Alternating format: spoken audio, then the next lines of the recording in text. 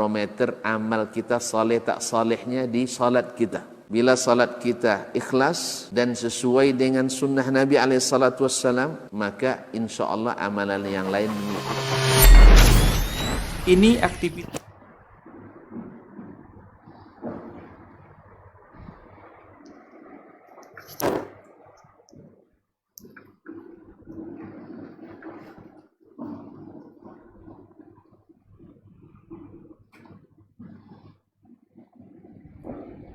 Bismillah.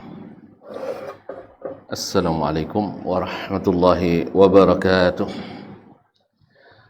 Alhamdulillah, nahmaduhu wa nasta'inuhu wa nastahdi wa nastaghfiruhu wa natubu ilaih wa na'udzu billahi min shururi anfusina wa sayyiati a'malina.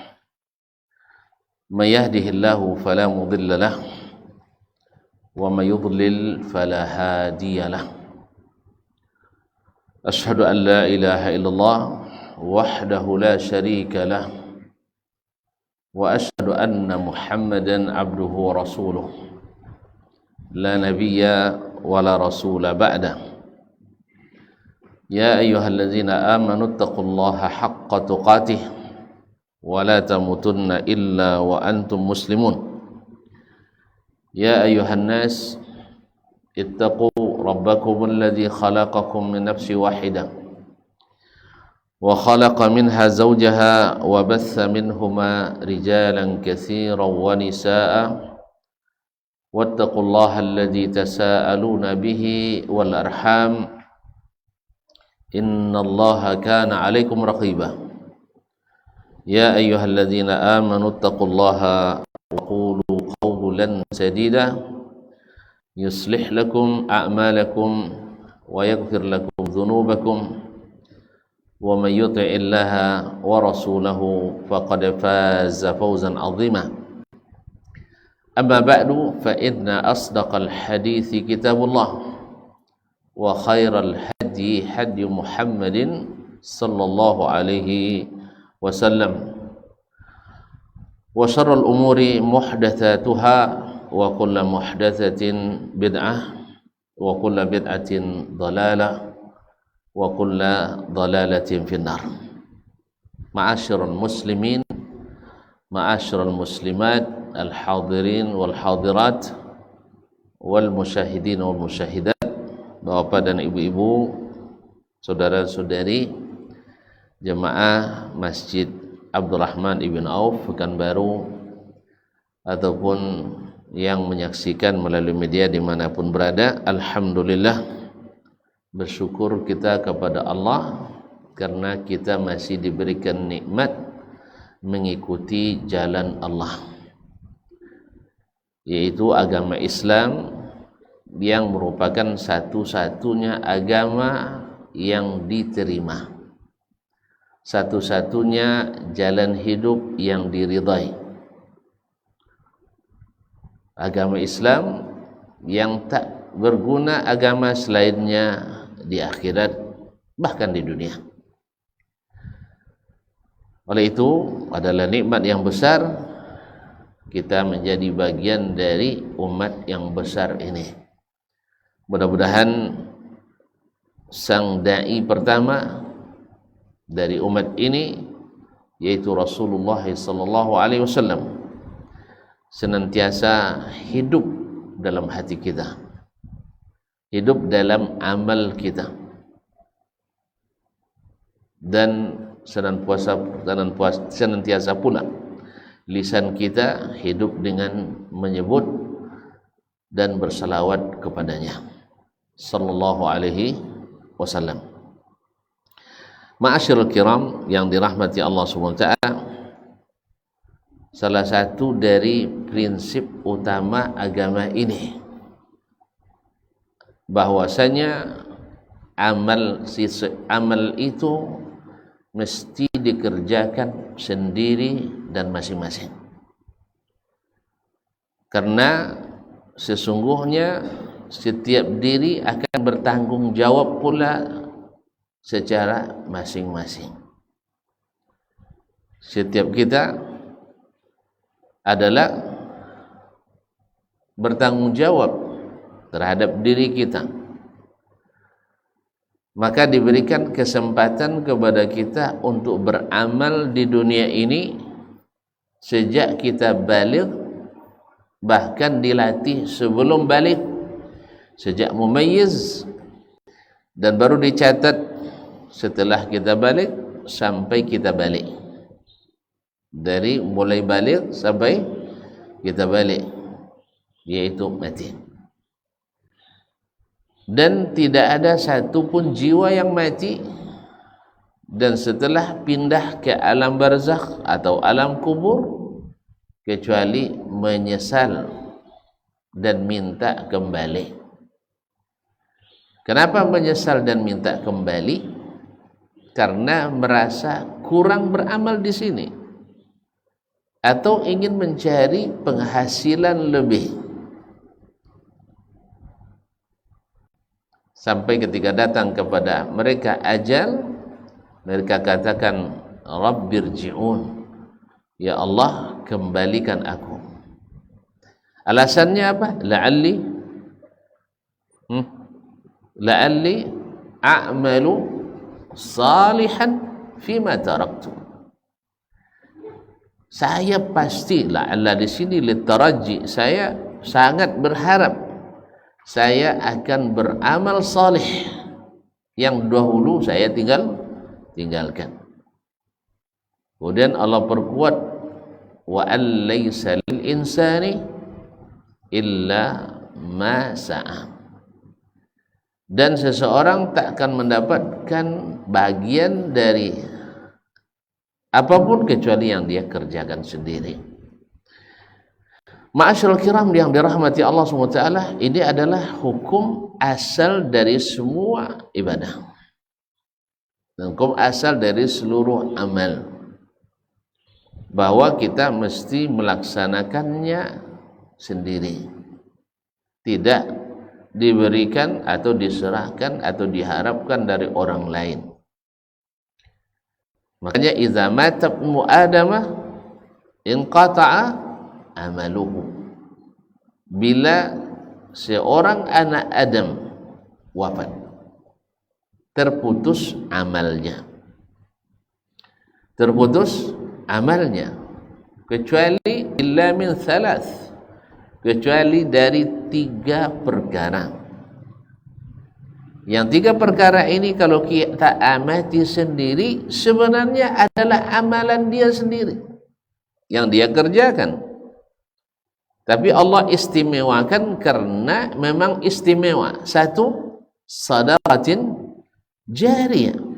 Ketika dia sedang mencintai hartanya, lalu dia bersedekah, berwakaf, sehingga pahalanya mengalir. Karena sedekah itu adalah sifat orang-orang yang bertakwa.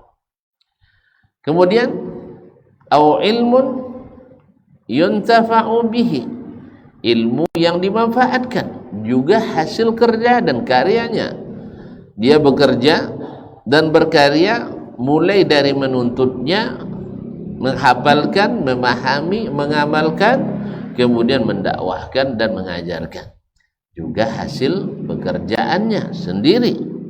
Tapi Allah istimewakan. Kenapa? Manfaatnya bukan hanya untuk dirinya, juga bermanfaat bagi orang lain, sehingga pahalanya tetap mengalir. Karena apa? Ilmunya diamalkan terus walaupun dia sudah tiada. Siapa yang mengajarkan ilmu itu? Dia.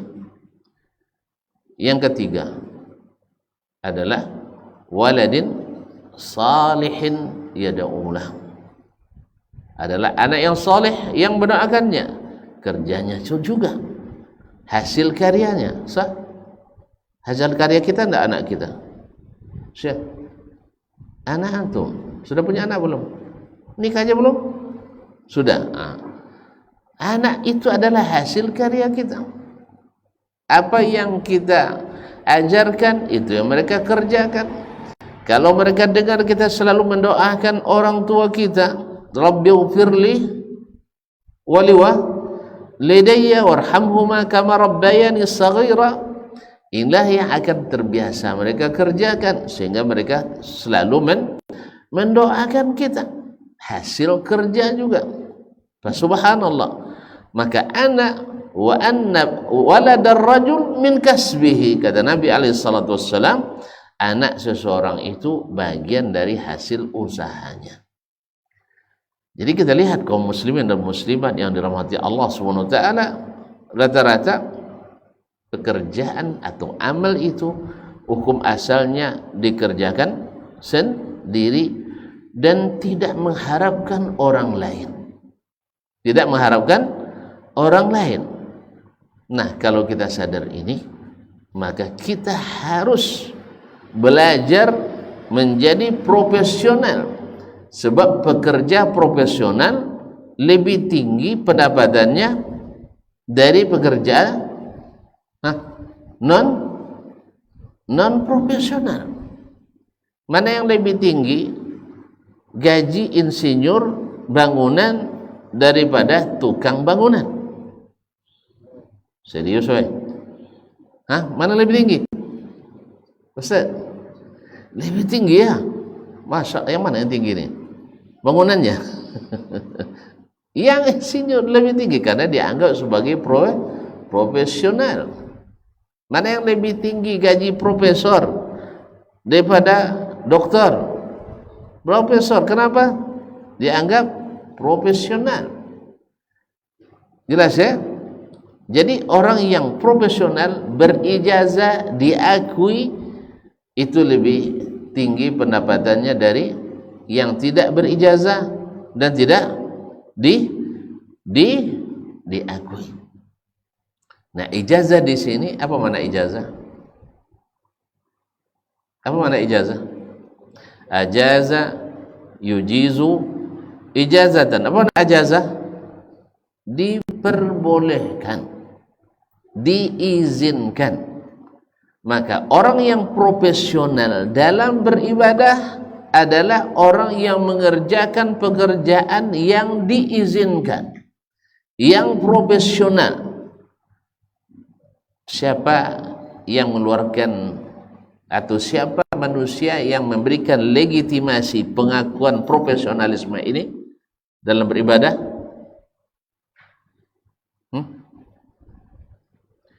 Siapa? Tidak yakin mengatakannya. Siapa? Winsus kah? Siapa? Antum mentang-mentang saya dosen di Winsus kah? Antum bilang Winsus kah? Siapa? Yang memberikan legitimasi, yang mewisuda kita sebagai profesional dalam beribadah. Siapa? Rasulullah sallallahu alaihi wasallam. Maka semua kita wajib belajar, wajib untuk mengikuti perkuliahan yang diberikan oleh Nabi sallallahu alaihi wasallam. Kami tidak bertemu dengan Nabi ya Syekh, tapi sekolah kenabian masih tetap berlanjut.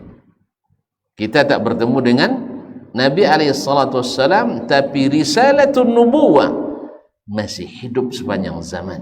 Nabi jamin, la tazalu ta'ifatun min ummati qa'imina 'alal haqq ila qiyamis sa'ah, bahwa akan tetap ada sekelompok dari umatku yang tetap tegak di atas agama ini dengan benar, istiqamah. Istiqamah seperti yang Allah perintahkan kepada Rasulnya sallallahu alaihi wasallam. Apa istiqamah yang diperintahkan? Wastaqim kama umirta. Istiqamahlah seperti yang diperintahkan kepadamu.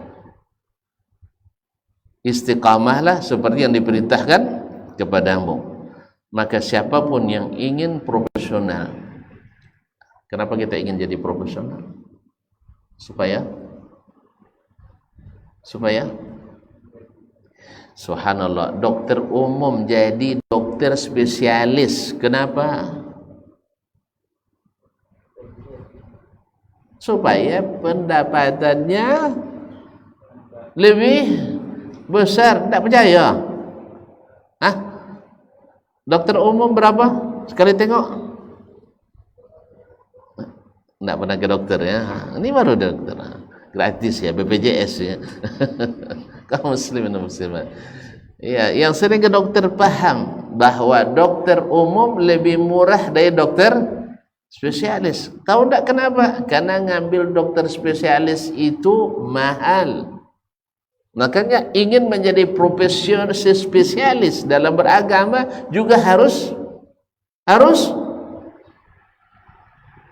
mahal. Jangan diberikan sisa-sisa waktu, tapi harus dikhususkan waktu. Jangan diberikan sisa-sisa uang atau sisa-sisa dana, tapi harus dikhususkan dananya. Seperti kata Imam Syu'bah bin Al-Hajjaj, "Man talabal haditha aflas." Siapa yang menuntut hadis mesti bangkrut. Mesti bangkrut. Tapi kalau kedekut tak akan dapat. Kalau kita bicara masalah ini, para ulama-ulama hadis itu menginfakkan angka-angka yang di hayalan kita tak baca. Misalnya Yahya bin Ma'in menghabiskan 300.000 dinar. Tahu berapa man? Hitung jauh je lah. Lebih kurang 1,2 triliun habis untuk nuntut ilmu. Awaknya APBD untuk dunia pendidikan aja tak sampai itu semua. Tapi habis oleh dia dapat warisan dari orang tuanya. Uang sebanyak itu habis untuk menuntut ilmu. Masyaallah kiram yang dirahmati Allah SWT. Ya kalau ada banyak, kalau tidak numpang sama yang banyak. Berlaku subsidi silang. Subhanallah. Yang kaya membiayai yang lebih kaya. Yang miskin membiayai yang berkuasa. Allah musta'an. Kaum muslimin kaum muslimat dirahmati Allah. Dah paham sampai di situ? Sudah paham sampai di situ? Kalau sudah paham, kita sudahi aja. Berarti kita wajib menjadi orang-orang profesional dalam beramal supaya dapat gaji. Subhanallah, gaji besar. Nggak mau gaji besar saya? Kalau bisa kita dapat kelipatan 700 minimal terus. Memang dijanjikan minimal 10. 10 itu kalau lengkap syaratnya. Apa syaratnya? Syarat diterima. Dah lupa lagi kaji lama. Ikhlas. Dan tak mungkin ikhlas kecuali orang yang benar-benar paham tauhid. Tak mungkin ikhlas kecuali yang benar-benar paham iman. Tak mungkin ikhlas kecuali mereka yang benar-benar paham syahadat la ilaha illallah. Jadi pelajaran tentang tauhid la ilaha illallah itu kan pelajaran anak raudhatul, bukan pelajaran anak TK, bukan. Itu pelajaran yang diberikan Nabi kepada orang yang dijamin masuk surga, Abu Bakar. Itu yang diberikan oleh Nabi setiap saat kepada orang yang dijamin masuk surga, Umar. Itu yang diterima oleh orang seperti Utsman yang malaikat malu kepadanya. Dan itu pula yang diterima oleh sang panglima gagah berani Ali bin Abi Thalib radhiyallahu taala dan lain-lain sahabat. Jangan bicara tentang tauhid itu hanya anak kecil. Tidak.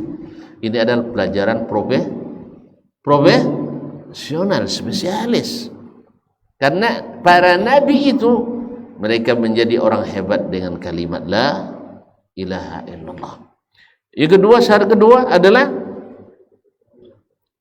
syahadat Muhammadur Rasulullah. Harus mengikuti sang maha guru tadi. Kan guru kita? Mau profesional? Semua bidang mengikuti sang guru utamanya. Betul? Orang bicara tentang filsafat nak berguru sama Acu Aris. Orang bicara tentang kimia fisika pasti belajar sama Acu Albert Einstein. Bicara tentang ekonomi konvensional, orang akan tegakkan di depannya Pak Adam Smith. Sampai kepada pramuka pun harus menyebut-nyebut nama Baden Powell. Sampai bicara tentang pesawat, kalian takkan pernah melupakan Wright bersaudara. Padahal yang tewas gara-gara uji coba itu, yang teori ini diambil adalah Abbas bin Parnas al-Andalusi. Masa untuk nak masuk surga antum tidak mau belajar dan menegakkan di depan antum sang manusia paling pertama masuk surga. Siapa? Rasulullah sallallahu alaihi wasallam. Jelas? Qul in kuntum tuhibbunallaha fattabi'uni. Katakan kalau kalian benar mencintai Allah, maka ikuti aku. Maka ikuti aku. Apa hasilnya? Yuhibbukumullah. Kalau kalian ikuti aku, pasti Allah cintai. Kalau tidak, mafhum mukhalafahnya? Kalau tidak ikut Nabi, pasti Allah tak cintai. Makanya kaum muslimin dan muslimat, ada orang yang sampai gila mencintai Allah. Ada orang gila tu gede cinta ke Allah, weh. Ada tak? Tapi ada wali majzub. Ada orang gila gara-gara cinta. Ada orang tak gilo-gilo ke cintanya, ada. Banyak. Cinta apa? Cinta? Subhanallah, cinta ilegal. Cinta bertepuk sebelah tangan. Jadi kalau ada buya gilo gara-gara zikir ilegal. Kalau ada kiai gila gara-gara cinta pada Allah, cinta ilegal. Sama dengan manusia, kalau ilegal mencintai sering gila. Ada yang gilo-gilo jando. Talak jatuh sayang tibo. Ayo Ustaz Barani, talak jatuh sayang pun tibo. Masih ingat cerita Pak Haji tu? Tak tahu. Ada Pak Haji, kamu siapa Pak kamu? Nah, ada Pak Haji, kayo, tapi suka naik darah, suka pemarah. Istri mudanya, cantik. Jatuh talak tiga. Dah jatuh talak tiga, sayang pun tiba. Akhirnya dicarilah, dia tanya ke ustaz, tak bisa rujuk lagi kecuali dengan satu syarat. Istri Pak Haji menikah lagi, habis tu diceraikan sampai idahnya, Bapak Haji akad lagi. Payah artinya? Iya. Kalau tidak hukum zina nanti. Akhirnya dicarinya preman yang suka kawin cerai. Abang tu suka nikah cerai. Kalau suka nikah cerai kan bisa dimanfaatkan. Sah? Akhirnya dia datangi, mau tak nikah dengan janda saya itu? Tentu. Ada punya duit Pak Haji, aman. Mahar, resepsi, pernikahan boleh saya tanggung semuanya. Tapi ingat dia, jangan lebih dari 3 bulan. Habis itu ceraikan dia. Siap Pak Haji. Dikasih, dibiayai semuanya. Setelah itu dah 3 bulan tak ada can-can nak bercerai. Tak ada can nak bercerai. Komplain Pak Haji, kamu kenapa tak nak ceraikan is? Saya tanya Pak Haji, nikah saya sah apa tidak? Sah.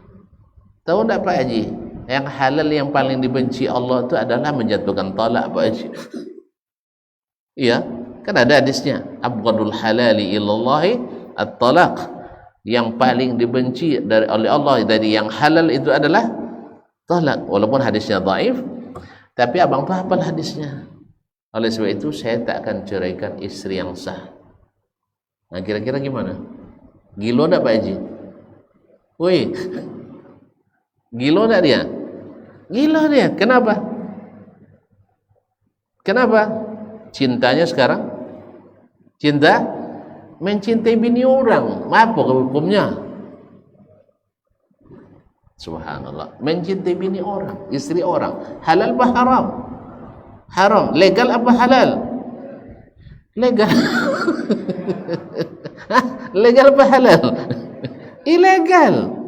Nah, semua cinta yang bikin orang gila adalah cinta ilegal. Jelas? Oleh sebab itu maka jadilah profesional dalam beramal. Nah, orang yang profesional dalam beramal biasanya mendirikan pekerjaan amalnya sendiri tanpa harus mengharapkan orang lain pada umumnya. Betul tak? Orang yang profesional nunggu orang dulu. Orang yang profesional pandai berdoa, nunggu orang lain dulu berdoa. Ustaz, tonton tak boleh ditanya nampaknya. Yalah saya aja bicara, tak diajak lagi tonton bicara, oke? Tapi ya resikonya ngantuk, saya tak tanggung ya. Nah, sampai di mana tadi? Diajak juga bicara. Orang yang sudah ahli berdoa, perlu dia nunggu orang lain berdoa? Hah? Perlu dia nunggu orang lain untuk mendoakan lagi? Tidak. Sekarang pertanyaannya, mana yang lebih afdal? Seseorang berdoa untuk dirinya atau diminta doakan oleh orang lain?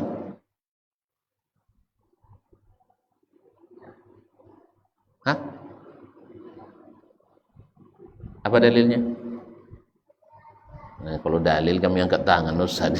Nah, berdoa sendiri lebih utama dari didoakan oleh orang lain.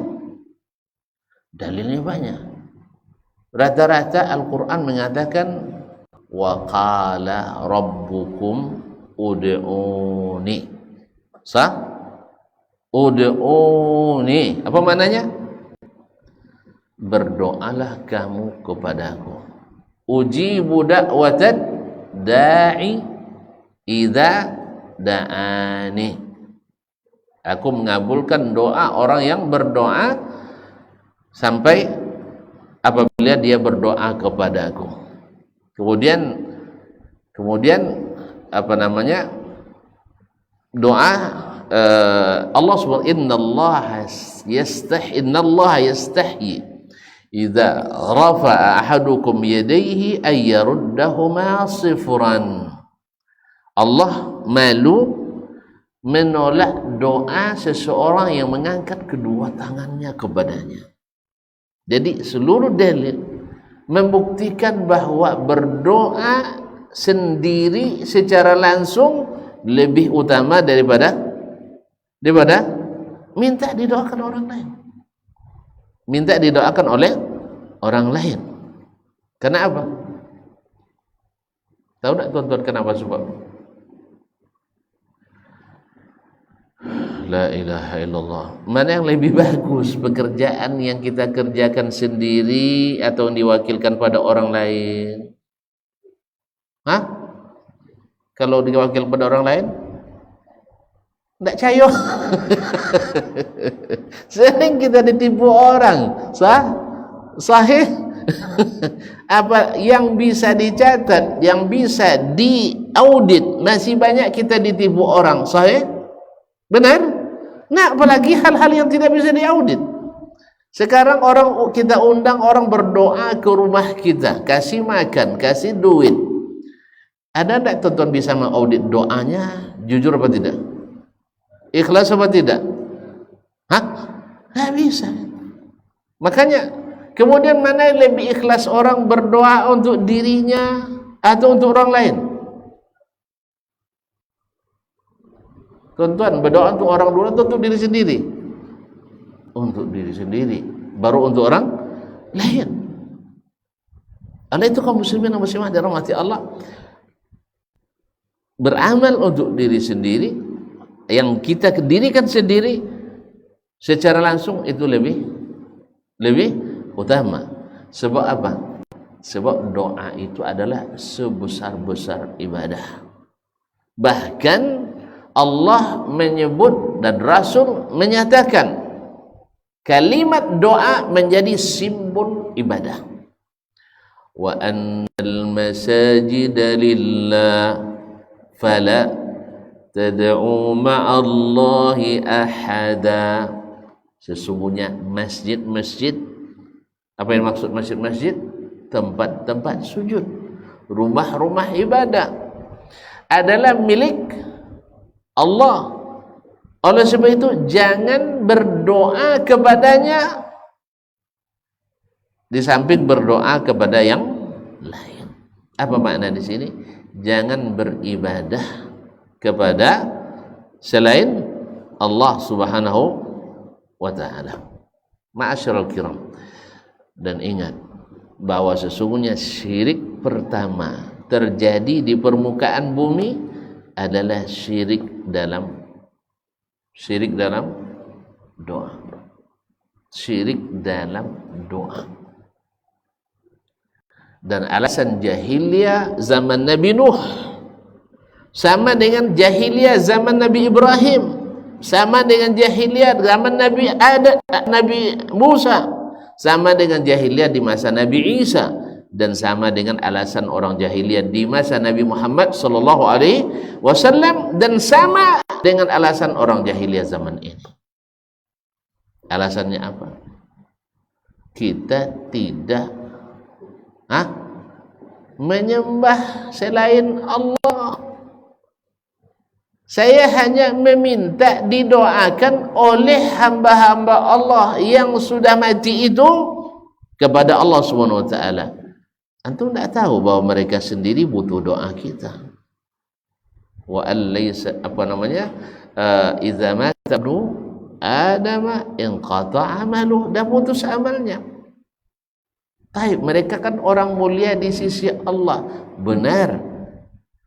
Mereka orang mulia di sisi Allah, benar. Tetapi apakah mereka masih bisa mendoakan kita? Tidak. Ingat kaum muslimin dan muslimat yang mati Allah.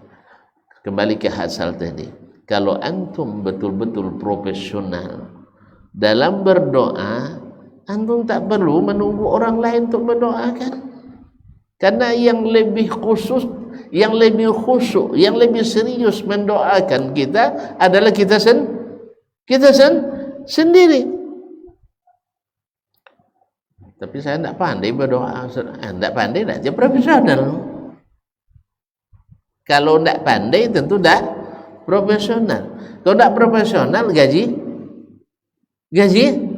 kecil. Apa antum rela dapat gaji kecil atau gaji besar? Syekh? Karena induk dari ibadah itu adalah doa kita. Ma'asyiral kiram dirahmati Allah. Maka hukum asalnya adalah Allah suka kita yang langsung berdoa kepadanya, tanpa harus melalui perantara.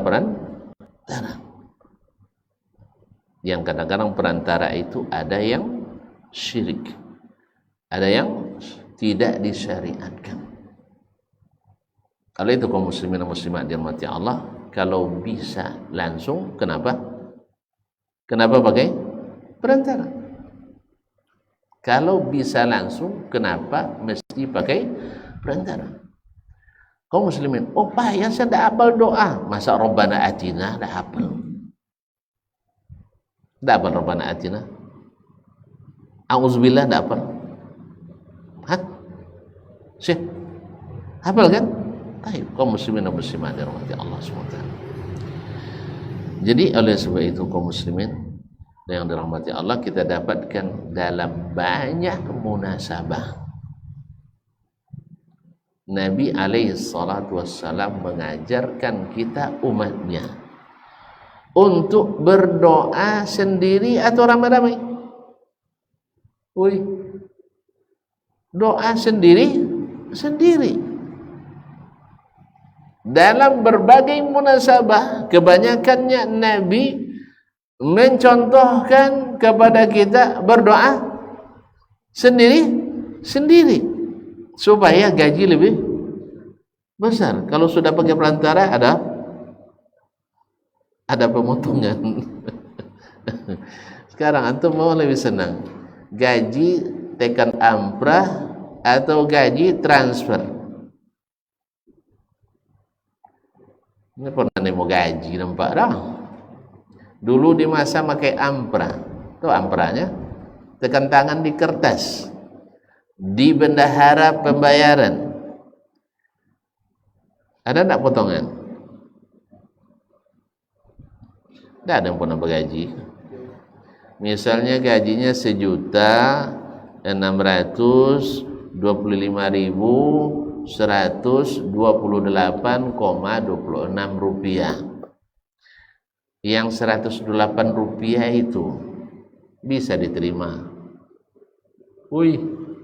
Bisa diterima kalau pakai amprah. Enggak kan? Tapi kalau transfer, udah tahu kan? Udah paham? Udah paham? Lewat perantara, tanpa perantara, udah paham? Taib. Antum terima misalnya pemberian hadiah dari tangan presiden langsung, bukan simbolis, langsung dengan amplopnya. Berapa maunya? Ini presiden yang ngasih ini, berapa maunya? Jangan malu-malu lah sama presiden, mah banyak minta 5 miliar. Langsung kopernya dikasih dalam bentuk dolar aja lah ya, biar tidak banyak, tidak berat kan. Insya Allah utuh, sah, utuh kan.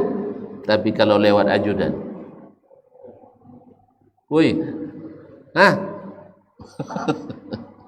kaum muslimin, karena apa? Kias orang yang meminta kepada Allah berantara, kiasnya kepada manusia. Itu masalahnya. Padanya manusia, kita kiaskan juga pada manusia. Azan saya cepat sekali. Baik, kita azan dulu. Tapi udah paham kan? Udah paham, kita stop aja. Nah, kita sambung lepas azan sebentar sambil menunggu kawan.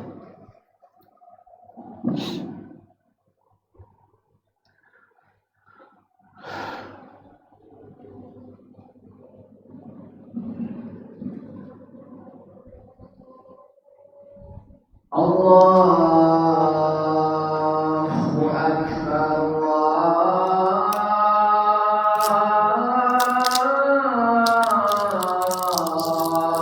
Allahu Akbar. Allah.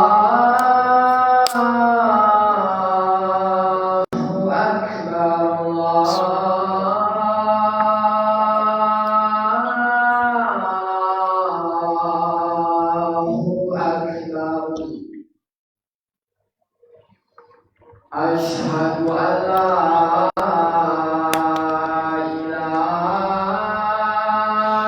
illallah.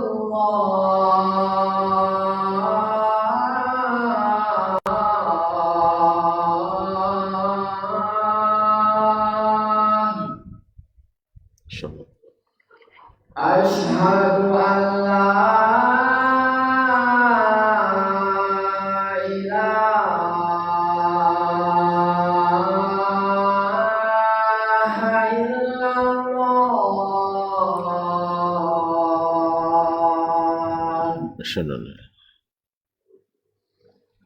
Asyhadu anna Muhammadan Rasulullah.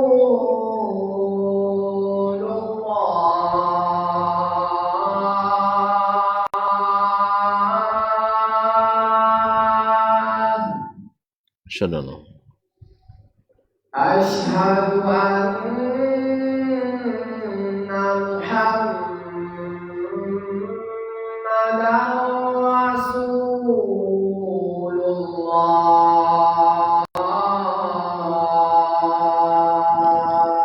Asyhadu. Hayya 'alas shalah.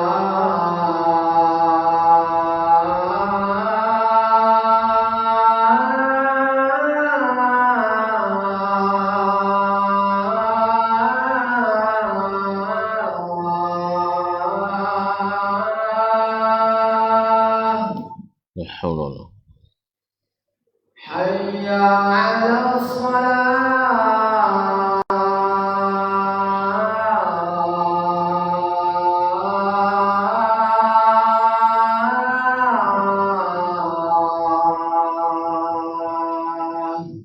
la haula hayya 'alal falah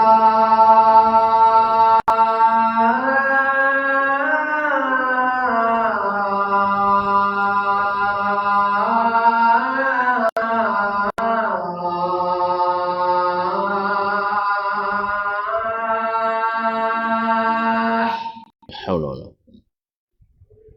hayya 'alal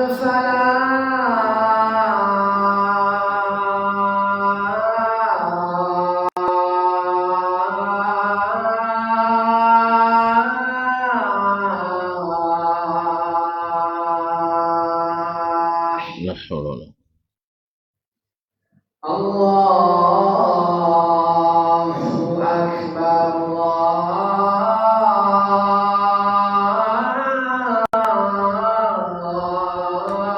Allahu Akbar la haula La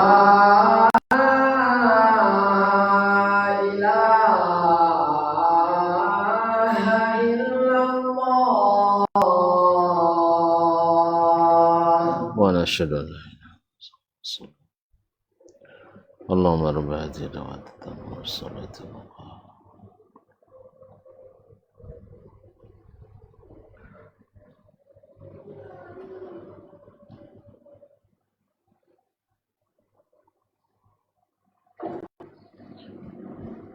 Baik, kaum muslimin, kaum muslimat dirahmati Allah Subhanahu wa taala.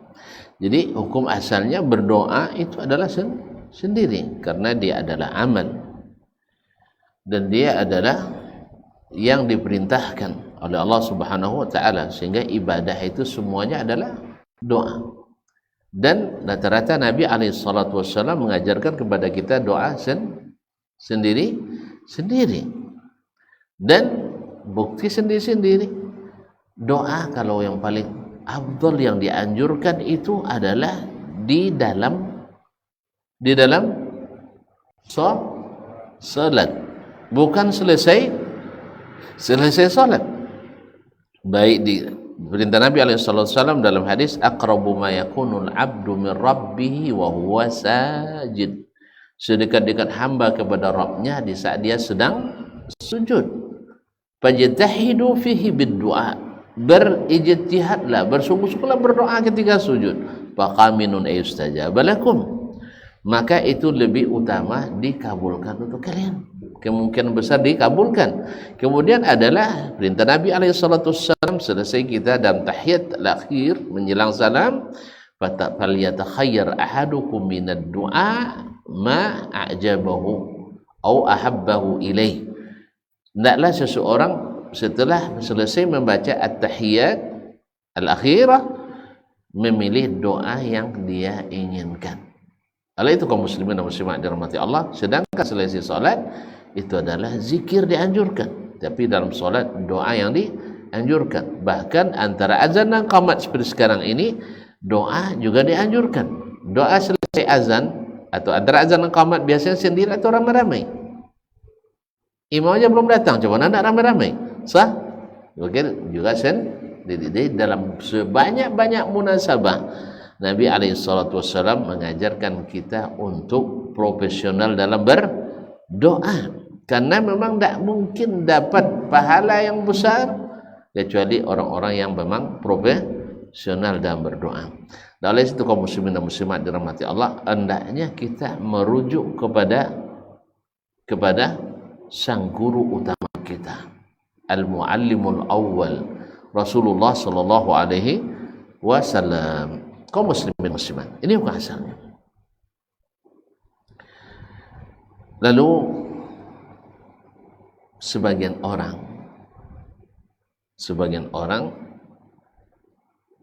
merasa tidak makbul doanya atau merasa tidak percaya diri berdoa sendiri,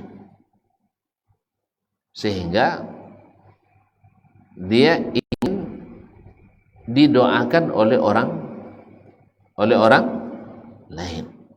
Ma'asyarul kiram dirahmati Allah. Seperti yang terjadi pada masa Nabi alaihi salatu wassalam. Ketika seseorang masuk, Nabi sedang khutbah di atas mimbar, masuk seorang laki-laki dari Badui mengatakan, "Ya Rasulullah, wahai Rasulullah, sesungguhnya telah kering lembah-lembah, telah mati tumbuh-tumbuhan, dan telah mati peliharaan hewan ternak, maka pastasqi lana, maka mintalah hujan diturunkan kepada kami." Lalu Nabi alaihissalatu wassalam mengangkat kedua tangannya seperti kata Anas bin Malik radhiyallahu ta'ala sampai terlihat putih ketiak Nabi alaihissalatu wassalam saking tinggi dan berat, dan meminta Allahumma asqina. Dan Anas mengatakan, wallahi laisa bis sama la qatarun wala ghamam, tidak ada terlihat sedikit pun awan. Lalu datang awan min qibalis Salak, bukit di yang arah barat Masjid Nabawi sekarang di daerah Sih, yaitu datang dari balik itu seperti katurs, seperti perisai, dan tiba-tiba menggumpal ramai, dan belum lagi Nabi selesai khutbah, hujan sudah mulai turun. Hujan mulai turun. Sepekan hujan tak turun, tak berhenti-berhenti. Jumat depan masuk lagi orang yang sama. Ya Rasulullah, ada kebanjiran pula. Nah, sudah kebanjiran. Maka doakan kepada Allah supaya diberhentikan. Maka Nabi berdoa, Allahumma hawaina la alaina. Ya Allah, turunkan hujan di pinggiran-pinggiran, bukan di tengah pemukiman kami. Lalu berhenti pula hujan di pemukiman. Dan ini adalah doa namanya istisqa dari Nabi alaihi salatu wassalam. Ma'asyiral kiram dirahmati Allah. Nah, seseorang dalam berdoa, kaum muslimin dan muslimat dirahmati Allah SWT, seperti yang saya katakan tadi, pada asalnya Allah menerima doa siapapun. Doa siapapun dari umatnya ini, sekalipun orang yang pendosa. Bahkan orang yang pendosa saja Allah sangat bergembira kalau seandainya dia berdoa dengan sungguh-sungguh kepadanya. Karena kalau dia berdoa kepada Allah, mesti dia menyebutkan keadaannya dan menyebutkan keadaan kita. Kalau kita dalam keadaan butuh, menyebut kita lapar di depan orang pemurah, perlu mengajukan proposal lagi? Ya, Wan, awak cerita lapar di depan orang pemurah dermawan, perlu lagi kita sebutkan beri saya piti? Tidak, dia pemurah. Antum cerita, dah 3 hari saya tidak makan di depan Dasman misalnya. Dasman tu suka kasih makan orang. Perlu alum cerita badan makan Ustaz gitu. Tak paham juga. Gimana lagi ya? Hah? Kita ketemu orang yang kalau dengar orang yang menikah selalu dikasihnya bantuan. Terus antum cerita, Pak saya sudah baru menikah. Perlu lagi antum merujukan proposal? Tak paham juga. Payah lagi itu ceritanya. Kalau kita tahu Allah Maha Pengampun, lalu kita cerita tentang dosa-dosa kita, perlu lagi kita minta ampun? Tak paham juga. Gimana caranya lagi nih? Saya berikan contoh nyata. Imam Sufyan bin Uyainah rahimahullah wafat 198 ketika naik haji. Tahu naik haji? Di mana orang haji? Tidak tahu juga, ya lagi situ di Jakarta. Serius ini di mana? Hah? Di Mekah. Alhamdulillah. Kalau ini paham ya. Alhamdulillah paham. Taib.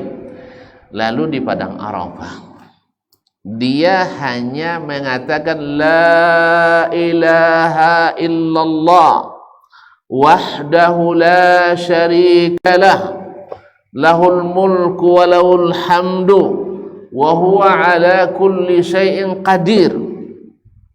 yang dibaca oleh beliau sejak tergelincir matahari sampai terbenam matahari di padang Arafah hanya ini.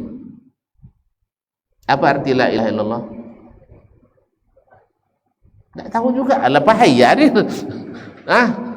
La ilaha illallah. Tidak ada yang berhak diibadati kecuali Allah. Wahdahu, yang Maha Esa. La syarikalah, tiada sekutu baginya. Lahul mulku, baginya kerajaan. Walaul hamdu, baginya segala pujian. Wa huwa ala kulli syai'in qadir, dia maha kuasa atas segala sesuatu. Ada proposal di dalamnya. Saya minta bini 4. Ada. Saya minta ilmu yang bermanfaat. Ada. Saya minta jabatan. Ada. Saya minta anak. Ada. Minta piti. Ada. Tidak ada. Hanya berikrar itu saja. Paham? Paham sampai di situ? Paham enggak? Padahal padang Arafah adalah tempat terbaik berdoa. Hari Arafah adalah tempat terbaik berdoa. Dan doa terbaik kata Nabi adalah la ilaha illallah wahdahu la syarikalah lahul mulku wa lahul hamdu wa huwa ala kulli syai'in qadir. Nah, orang berdoa kan pahamnya kalau yang miskin ingin kaya, yang sehat ingin sakit. Hah? Ya apa? Yang sehat ingin terbalik. yang sakit ingin sehat. Yang buta ingin melek. Yang melek ingin buta. Ya, semuanya kita ingin sesuatu, dan biasanya berdoa itu begitu. Makanya muridnya bilang, ya Abu Muhammad, di mana ada doa di dalamnya? Ini semuanya adalah pengakuan tentang Allah wahdaniyatnya, tentang Allah yang patut dipuji, Allah satu-satu yang memiliki, Allah yang berkuasa atas segala sesuatu.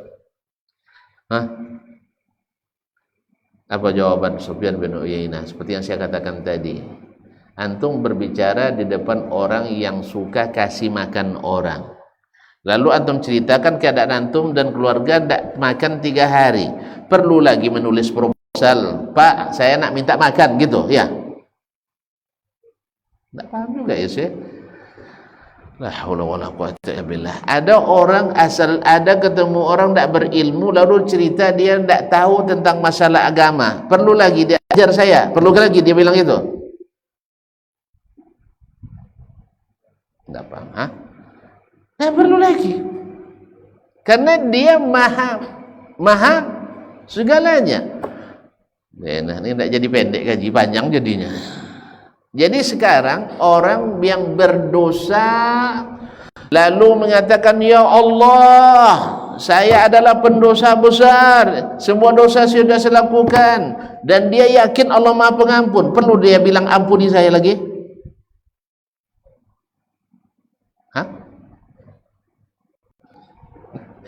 Atau bahasa saya yang susah dipahami ya? Antum dah yakin kalau antum mengaku salah pasti diampuni, bilang lagi ampuni saya. Antum punya mak pemarah enggak? Mak pemarah? Punya mak pemarah enggak? Jawablah. Kalau tidak, bilang tidak. Mak penyayang? Enggak. Jadi kalau antum tahu mak tu penyayang, antum cerita aja sedikit tentang hajat keluar uang, perlu lagi beri saya uang? Enggak perlu kan? Antum bilang aja, mak, ini cucu mak ni nak sekolah ni lagi, saya tak ada punya duit, perlu lagi kasih saya duit? Tak perlu kan? Dah, malah ambil paham nampak. Jadi Allah Ta'ala itu Maha Pengampun, Allah Ta'ala Maha Pemurah, Allah Maha Penyayang, dan seterusnya. Sekarang kalau kita tahu dia penyayang, lalu kita cerita tentang tidak ada yang sayang sama Allah, saya sama saya ya Allah. Kira-kira antum yakin tak Allah menyayangi antum? Subhanallah. Yakinlah, kan dia Maha Penyayang. Antum ceritakan keadaan antum, tak ada yang sayang sama saya, Allah sayang sama antum. Ketika antum tahu dia Maha Pengampun, lalu cerita bahwa saya banyak dosa, saya mengaku saya berdosa, tanpa ucapkan ampuni saya, Allah ampuni tak? Hah? Ampuni. Apalagi kalau kita katakan ampuni saya. Jelas? Jadi Sufyan bin Uyainah ketika membaca doa itu, dia katakan, bayangkan katanya, ini bukan mengkiaskan Allah dengan makhluk. Ini karena namanya ada kias aula, itu boleh. Artinya Allah lebih daripada itu, bukan menyamakan Allah dengan makhluknya. Andainya engkau berada di depan atau pintu seorang yang kaya raya, siapapun yang datang ke rumahnya pasti dapat bagian walaupun tak diminta. Jelas? Ada macam itu. Di sini tunjukkan saya rumahnya, saya nak pergi. Ada enggak? Asal datang ke rumahnya mesti dapat. Paham? Paham tak? Tidak diminta dapat, apalagi diminta. Nah sekarang antum datang ke rumahnya, lalu antum puji dia, Pak, setahu saya di dunia ini seperti Bapak hanya satu aja, ya, kekayaannya paling kaya di dunia, paling pemurah di dunia. Kira-kira perlu antum bilang lagi beri saya? Perlu gak? Tidak perlu lagi. Kalau antum bilang perlu lagi, berarti tidak pemurah Bapak tuh. Antum kesalahan tuh pernah ketemu sama orang pemurah kayak gitu. Cuma masalahnya jadi payah jawabnya. Kalau saya sering ketemu orang seperti itu. Hah? Kau minta tidak dapat, ke siku diminta tidak dapat. Nah, kalau sana tidak diminta dapat. Mohon maaf, orang-orang kaya di sana banyak yang ngantar zakatnya ke rumah-rumah kita. Bukan suruh orang antri berbaris depan rumahnya. Ini juga pelajaran bagi orang-orang kaya. Sebenarnya antum yang memerlukan orang miskin memerlukan orang kaya sebenarnya. Cuman karena orang kaya ini tidak sabar, akhirnya seperti harus menghamba-hamba kepada orang kaya. Orang miskin kalau tidak terima zakat orang kaya, berdosa itu orang kaya. Orang miskin tak berdosa. Sah? Sahih? Antum tidak ikut antri rumah orang kaya terima zakat, berdosa? Tidak kan? Makanya antum sebagai orang kaya datang itu meningkat, apa namanya, nama baiknya naik. Tapi orang miskin ikut antri turun nilainya.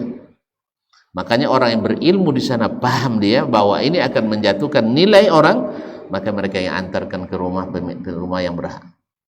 Ada enggak? Kalau ketemu nanti daftarkan rumah saya. Gitu ya, jelas ya. Jadi kaum muslimin udah paham maksud saya tadi? Jadi lambat jadinya, Allah musta'an. Pembahasan sebenarnya lebih luas ini, cuman sakit dia tadi. La haula wala quwata illa billah. Kaum muslimin muslimat.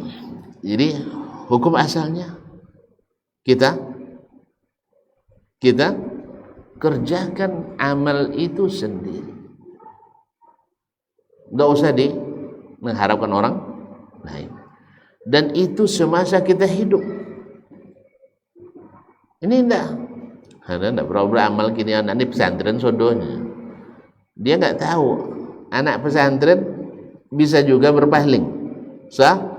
Ustadz bisa juga jadi Ustadz bisa juga jadi tersesat. Berapa banyak orang-orang yang awalnya taat, Allah balikkan hatinya. Sebaliknya berapa banyak orang yang memusuhi agama, memusuhi iman, memusuhi para rasul, Allah berikan hidayah. Nah, kita ketika dapat hidayah itu, kita kerjakan. Dapat ilmu itu, kita amalkan. Dapat doa itu kesempatan, kita yang lakukan. Jangan mengharapkan orang lain. Karena apa? Karena dia ibadah kita sendiri. Dia adalah andalan kita sendiri. Dan yang paling khusyuk dan serius meminta untuk kita adalah kita sendiri. Ma'asyiral kiram. Tapi tidak boleh kita meminta dengan perantara orang lain atau perantara yang lain, hal-hal yang lain. Ma'asyiral kiram dirahmati Allah, dalam setelah saya katakan tadi hukum asalnya, masing-masing berdoa. Tidak ada alasan untuk tidak berdoa kepada Allah. Oh, saya orang bergelimang dosa. Justru di saat antum bergelimang dosa itulah Allah sangat berharap kita memelas kepadanya, meminta kepadanya.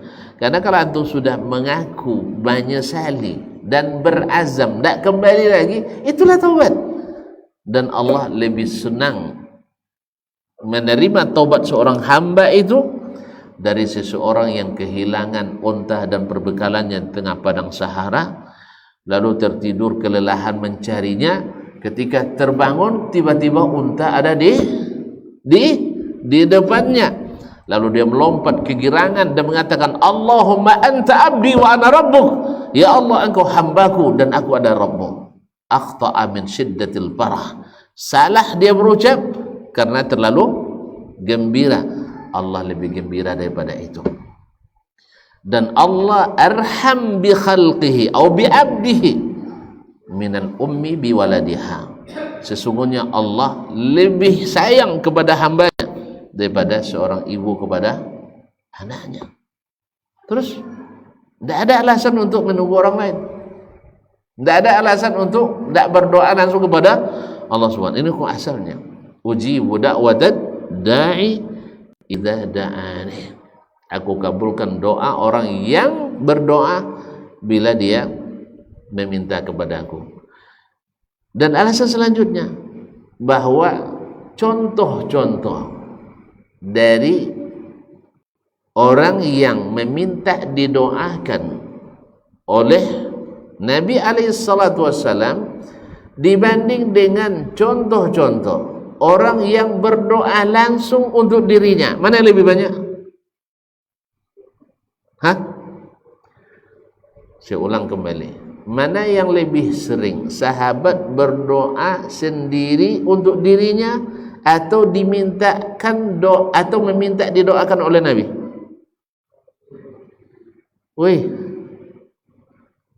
Kalau sampai setiap hari Abu Bakar doakan saya Rasulullah, Umar doakan saya Rasulullah, dan seterusnya, sibuk Nabi ngurus doa orang itu.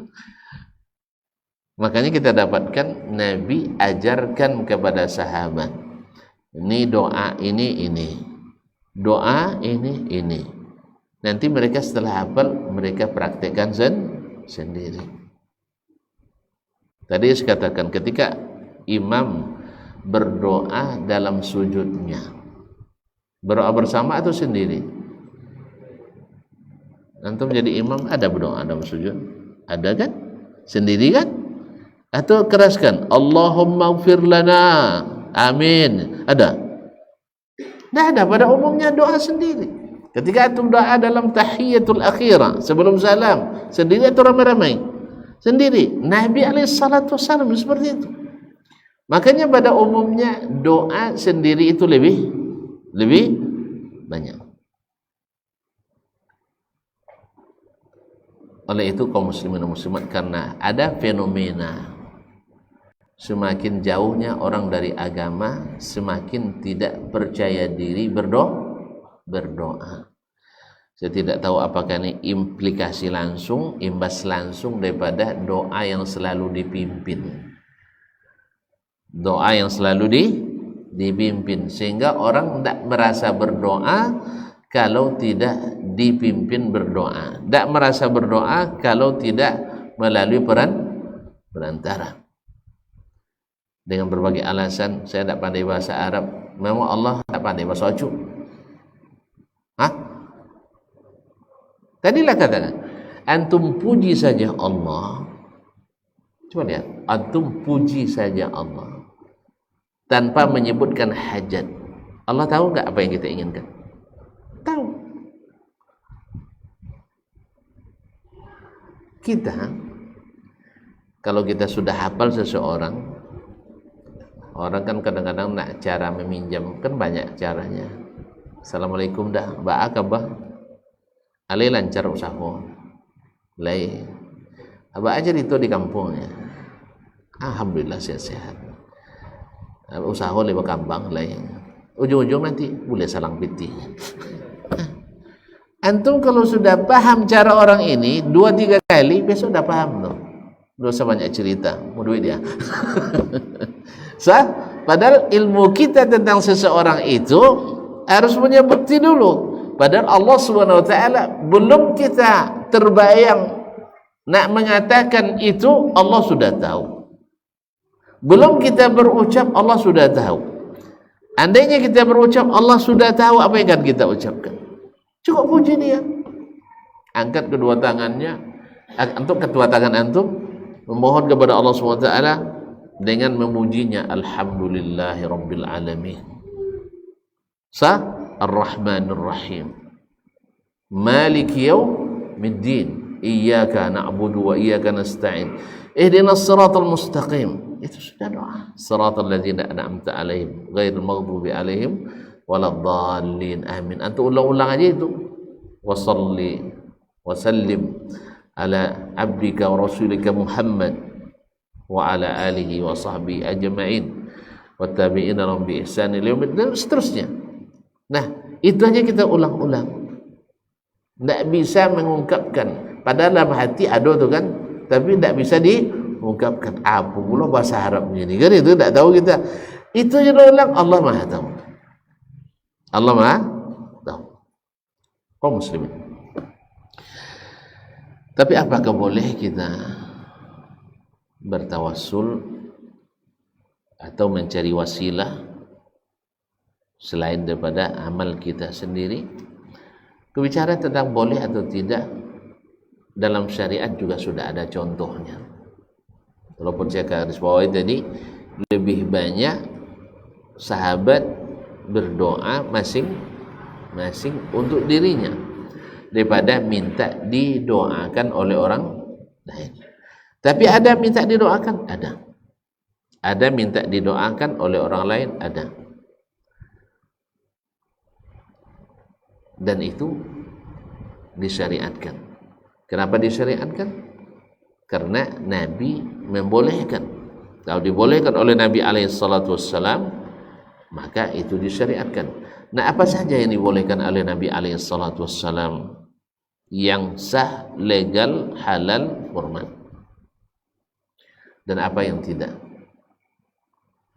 Maka kita dapatkan doa atau tawassul yang disyariatkan itu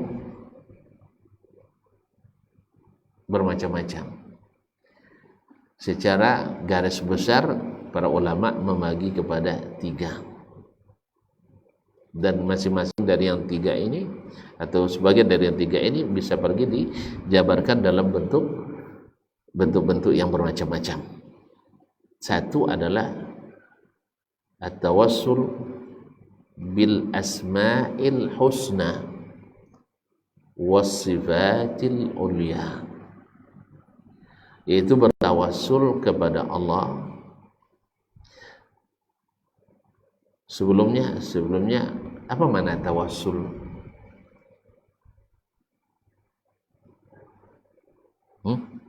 Apa makna tawassul? Tawassala dengan tawassala sama, yaitu mencari sarana untuk sampai ke tujuan. Sekarang kita mencari sarana supaya tujuan kita dari berdoa itu tercapai. Maka sarana itu ada yang syar'i, ada yang tidak syar'i. Yang syar'i yang dibolehkan oleh syariat, yang tidak syar'i yang tidak ada dalil dalam syariat, tidak dibolehkan dalam syariat.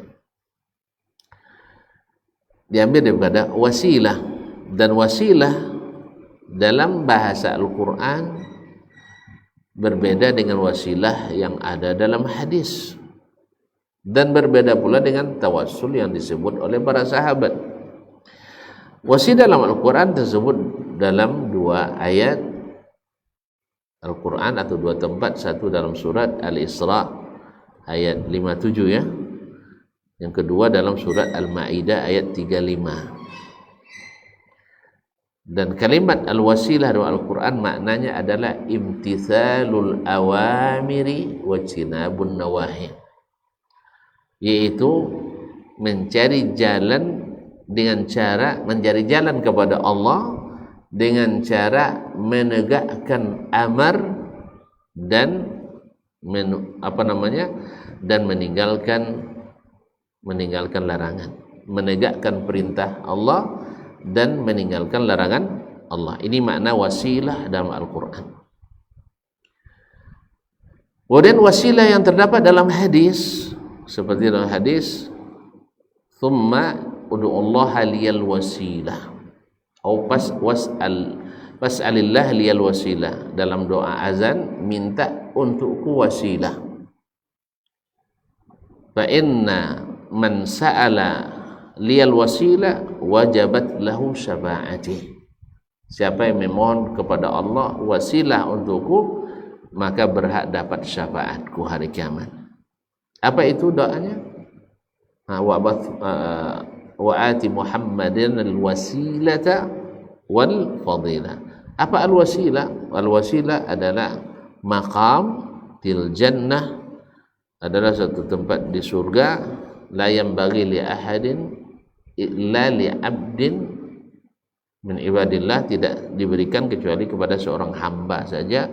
Wa arju an akuna anahum, saya berharap sayalah orangnya. Maka kita mintakan wasilah. Jadi wasilah adalah makam termulia di surga. Sedangkan at-tawassul atau wasilah dalam istilah para sahabat adalah tawassul yang dikenal hari ini, yaitu mencari atau meminta atau berdoa kepada Allah dengan tawassul, yaitu dengan memohon kepada Allah SWT dengan bertawassul. Nah, dari berbagai dalil yang datang kepada kita dari Al-Quran dan Sunnah Nabi SAW, terdapat 3 bagian tawassul yang disyariatkan dan selainnya tidak disyariatkan. Kenapa disyariatkan? Karena diizinkan oleh syariat. Yang lainnya tidak, karena tidak ada izin dari syariat. Apa itu? Yang pertama adalah tawassul dengan al-asma'ul husna was sifatil ula. Bertawassul dengan nama Allah dan sifat-sifatnya. Dalilnya adalah walillahil asma'ul husna fad'ullaha biha. Allah memiliki nama-nama yang husna, maka berdoalah kepadanya dengan menyebut nama-nama tersebut. Kemudian dengan sifat-sifatnya. Nah, yang ini terbagi 2. Al-asma'ul husna secara umum dan al-asma'ul husna yang bersifat khusus. Kemudian as-sifatul ulya yang secara umum dan as-sifatul ulya dengan yang secara khusus. Misal al-asma'ul husna secara umum, doa Nabi SAW di waktu salat malamnya, Allahumma inni as'aluka bi kulli ismin huwalak. Ya Allah, aku memohon kepadamu dengan semua namamu. Sammaita bihi nafsak, yang engkau berikan nama itu untuk dirimu. Au anzaltahu fi kitabik, atau engkau turunkan dalam kitabmu. Au 'allamtahu ahadan min khalqik, atau engkau ajarkan kepada seseorang dari hambamu atau makhlukmu, yaitu Nabi sallallahu alaihi wasallam. Wa ista'tharta fi ilmil ghaibi indak, atau engkau sendiri yang tahu dalam ilmu gaib yang hanya engkau tahu. Taib, kemudian bertawassul dengan nama Allah secara khusus, misalnya menyebutkan nama Allah sesuai dengan hajat kita. Misalnya kita minta ampunan dosa, lalu kita meminta kepadanya, ya Ghafur, ya Rahim, ighfirli. Seperti dalam doa sujud Nabi katakan, atau doa di akhir menjelang salam, Rabbi inni zalamtu nafsi zulman katsiran wa la yaghfiru dzunuba illa anta faghfirli warhamni innaka antal ghafurur rahim. Jadi innaka antal ghafurur rahim adalah tawassul dengan nama Allah sesuai dengan keadaan kita, yaitu kita dalam keadaan berdosa dan keadaan menzalimi diri, atau menggunakan sifat Allah secara khusus sesuai dengan hajat kita. Allahumma bi ilmikal ghaib wa qudratika 'alal khalq. Ya Allah, dengan ilmumu yang tentang yang gaib dan kekuasaanmu terhadap makhluk. In alimta ahyini in alimta annal hayata khairun li, atau in kanatil hayatu khairan li. Ya Allah, hidupkan saya selama hidup itu lebih baik bagiku. Wa tawaffani idza kanatil wafatu khairan li, dan wafatkan saya kalau seandainya wafat itu lebih baik bagiku. Taib, yang kedua yaitu tawassul, dan masuk dalam bagian tawassul ini adalah tawassul bi af'alillah atau bi af'alillah. Tawassul dengan perbuatan-perbuatan Allah Subhanahu wa ta'ala. Apa misalnya? Antum dalam sholat selalu bertawassul tapi tidak tahu.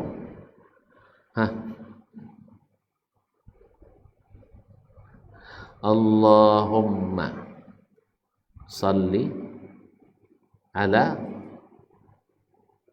tidak apa lagi, Allahumma salli ala Muhammad kama sallaita ala Ibrahim. Ya Allah, sampaikan salawat saya kepada Muhammad. Sah? Dengan apa? Kama sallaita ala Ibrahim.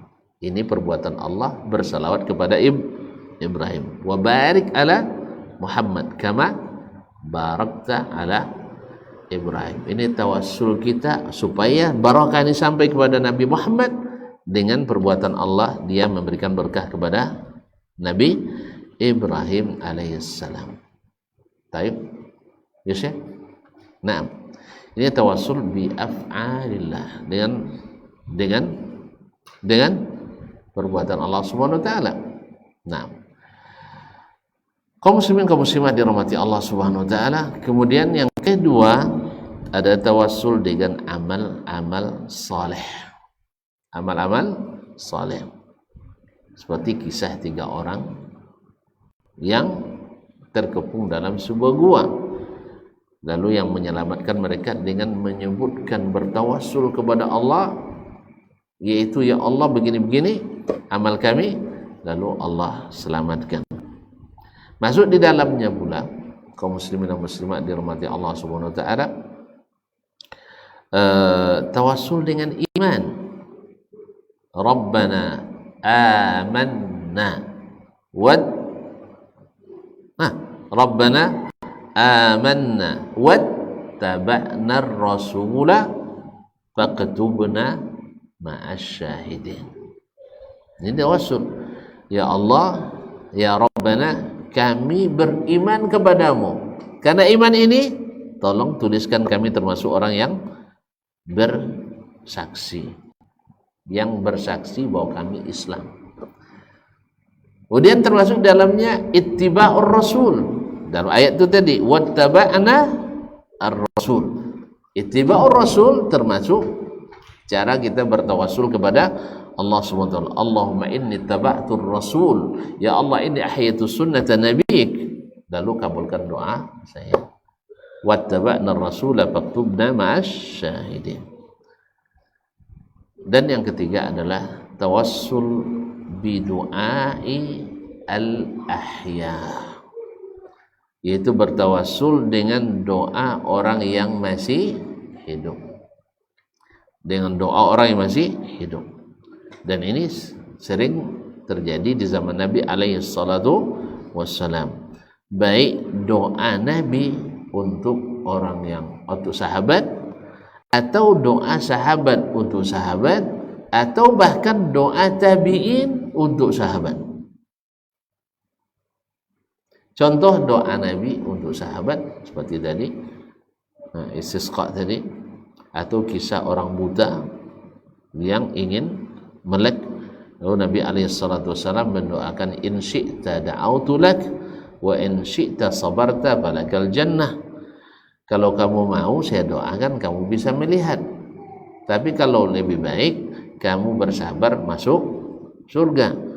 Tapi dia minta juga didoakan. Atau misalnya kisah seorang wanita yang sering kesurupan, lalu minta didoakan. Nabi alaihissalam, kata wanita itu, in syi'ti sabarti falakil jannah wa in syi'ti da'autu Allah lak. Kalau kamu mau sabar dan kamu masuk surga, tapi kalau mau saya doakan kamu sembuh. Lalu dia pilih, saya sabar dan masuk surga. Cuman ya Rasulullah, doakan saya, karena kalau ketika kesurupan aurat saya terbuka, atakasyaf. Lalu Nabi doakan, walaupun dia kesurupan tak terlihat auratnya. Alhamdulillah setelah itu setiap kesurupan dia terjaga auratnya berkat doa Nabi alaihi salatu wassalam. Kaum muslimin, kaum muslimat dirahmati Allah Subhanahu wa taala. Kemudian doa sahabat untuk sahabat, dan itu juga banyak, di antaranya adalah ketika Umar radhiyallahu taala anhu meminta Abbas bin Abdul Muttalib minta berdoa supaya diturunkan hujan. Ini doa sahabat untuk sahabat. Doa tabi'in untuk sahabat, misalnya doa Uwais Al-Qarni rahimahullah, ketika Nabi masih hidup dia bilang nanti akan datang seorang dari umat ini namanya Uwais Al-Qarni. Siapa yang bertemu dengannya minta didoakan ampunan olehnya. Maka Umar ketika jadi khalifah Amirul Mukminin, dia selalu memeriksa seluruh rombongan yang datang dari Yaman, siapa di antara mereka yang bernama Uwais Al-Qarni, dan cirinya adalah dia sangat taat pada ibunya, sampai digendongnya ibunya naik haji, pulang dan pergi. Subhanallah, ini kisahnya unik ini, Uwais Al-Qarni radhiyallahu taala. Maka Umar katakan, saya disuruh oleh Nabi alaihissalam bila bertemu denganmu untuk memohonkan ampunan untukku. Maka Uwais melakukannya karena diperintah Nabi alaihissalam. Maka dia doakan untuk Umar supaya diampuni dosa-dosanya. Padahal Umar sudah jamin masuk surga. Begitu dia inginnya mendapatkan doa orang soleh tersebut. Nah, ini 3 jenis atau 3 bagian dari tawassul yang dibolehkan atau yang disyariatkan. Nah, sebagian orang mengatakan, sebagian orang tidak cukup dengan apa yang ada, ya, dengan apa yang sudah disyariatkan Nabi alaihissalam, lalu mencari yang lain-lain dengan alasan sama dengan alasan orang jahiliyah dulu, yaitu kami tidak meminta kepada wali itu, tapi meminta kepada Allah melalui wali-wali tersebut. Ma'asyiral kiram dirahmati Allah Subhanahu wa taala, mereka menganggap bahwasanya itu adalah disahkan dengan alasannya adalah alasan qiyas, menyamakan Allah dengan makhluk. Kalau antum nak dapat dikabulkan permintaan kepada seorang raja, tidak bisa langsung, tapi harus melalui para punggawanya, orang dalam. Akhirnya mereka menyamakan Allah dengan makhluknya. Ini adalah qiyas ma'al fariq, maka batil. Kita sudah jelaskan tadi, hukum asalnya Allah menerima siapapun sekalipun pendosa besar. Tapi kalau dia kembali kepada Allah, mengakui, kalau dia sudah mau berdoa kepada Allah dengan sungguh-sungguh, mesti dia bertobat. Karena orang yang membuat orang tidak mau berdoa kepada Allah itu kan karena itu, dia tidak pede dikabulkan. Tapi kalau dia sudah kembali dan betul-betul, pasti dia bertobat. Kalau dia bertobat, Allah akan kabulkan doanya. Ma'asyarul kiram. Jadi dalil mereka adalah syubhat. Bisa hadis sahih pendalilan tidak sahih, atau hadis palsu dianggap hadis sahih. Ala kulli hal, kaum muslimin dan muslimat dirahmati Allah, semua yang keluar dari ketiga jenis ini itu sebenarnya adalah doa atau tawassul yang tidak legal. Tawassul yang tidak legal, karena alasannya adalah alasan yang sama dengan alasan orang-orang jahiliyah dulu. Ma na'buduhum illa liyuqarribuna ilallahi zulfa. Dan itu tak pernah terjadi di zaman Nabi alaihi salatu wassalam. Andainya benar atau boleh meminta kepada atau melalui orang yang lebih mulia, orang saleh, pasti sahabat sering meminta kepada Allah dengan tawassul dengan kedudukan Nabi alaihi salatu wassalam. Lalu untuk itu mereka memalsukan hadis tawassalu bijahi fa inna jahi indallahi azim. Bertawassullah kamu dengan kedudukanku, karena kedudukan di sisi Allah adalah sangat agung. Akhirnya hadis yang palsu ini menjadi alasan untuk bertawassul kepada kiai-kiai, wali-wali dan sebagainya. Alasannya sama. Oleh sebab itu kita tidak menjadikan alasan orang jahiliyah untuk melegalkan amalan dalam Islam. Allah musta'an wa alaihi tuklan. Sebenarnya saya ingin jelaskan lebih detail lagi, cuma nampaknya anggukannya sudah semakin dalam. Kita cukupkanlah sampai di sini dulu. Mudah-mudahan di lain waktu bisa diperdalam. Ini gara-gara yang tadi lama masalahnya. Semoga bermanfaat, dan demikian wabillahi taufiq wal hidayah. Wassallallahu ala nabiyyina Muhammad wa ala alihi wa sahbihi wa sallama tasliman katsira. Wassalamualaikum warahmatullahi wabarakatuh.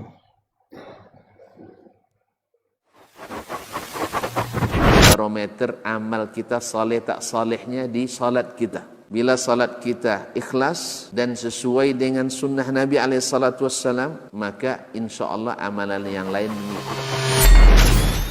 Ini aktivitas ini membantu saya di akhirat atau akan menyulitkan saya di akhirat? Kalau seandainya perbuatan itu ternyata akan menyulitkan kita di akhirat kelak, tinggalkan perbuatan itu. Anta ni'mal jund. Kamu adalah sebaik-baik prajurit. Coba lihat. Kamu adalah sebaik-baik prajurit. Maka tujuannya adalah menghancurkan kehidupan rumah tangga.